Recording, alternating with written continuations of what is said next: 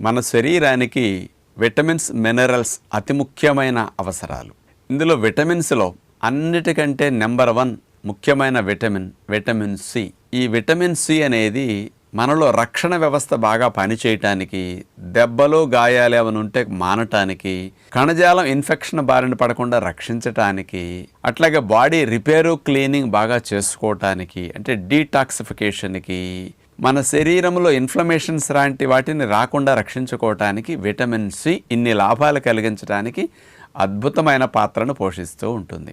అలాంటి vitamin C 50 మిల్లీగ్రాముల నుంచి 100 మిల్లీగ్రాముల వరకు ప్రతిరోజు సరిపోతుంది.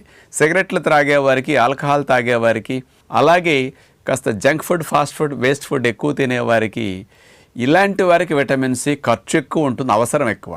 అలాగే కొంతమందికి ఇన్ఫెక్షన్స్ లాంటివి ఉన్నప్పుడు విటమిన్ సి అవసరం రెట్టింపు ఉంటుందన్నమాట. మరి అలా